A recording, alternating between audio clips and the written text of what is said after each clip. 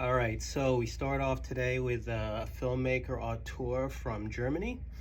I'm going to be covering 3 auteurs as I normally do, only this time I'm going to start from outside the US. So we're going to start with a director called Fatih Akin. He's based out of Hamburg, Germany, and I believe he's the second filmmaker whose films I got introduced to after Tom Ticker with Run Lola Run. And the film that I got introduced to was in July. The reason why I'm stuttering is because some of these titles are actually in German, and my German ist nicht gut. Kann ich verstehen? So I'm going to be translating in my head the English titles. But In July is obviously a story that's set in July in the summer. And it's about a teacher played by Mortis Bleibtreu, who was also in Run Lola Run, if you see the connection. And he falls in love with a girl at a bazaar, and he has to trek all over Germany in order to find his true love. Once again, the themes of love. Only this time it's almost like a road trip through regions of Germany. For any of you who've been to Germany, there's obviously the north, the middle, and the south. So this journey starts out in Hamburg, and then it makes its way to Bavaria, and I believe it makes its way down to Turkey. So it's a very nice take on the road trip slash mixed bag, mixed messages, and gives you a nice landscape of Germany.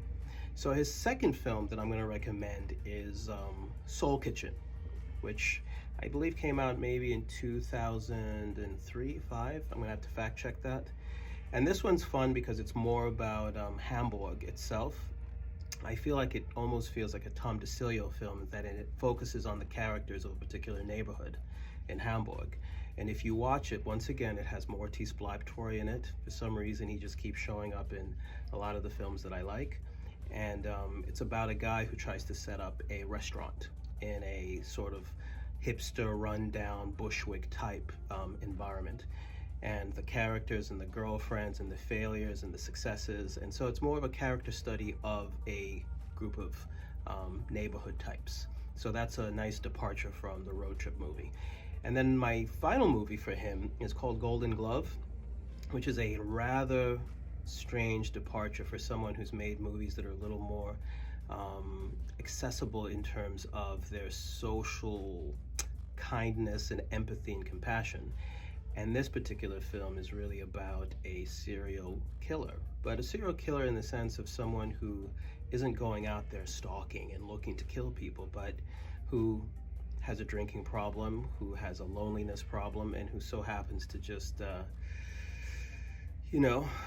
extinguish someone's life, and then it sort of becomes this repetitive habit. It's not something that was actually just made up.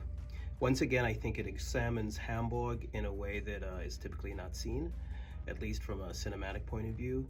And if you look at a lot of the production notes, a lot of them actually take the police footage and recreate these scenes and these locations in the room. So I thought that kind of documentary style blended with fiction, or the ability to be fictionalized, was a very good rounded way of showing that an auteur can really just work in different genres.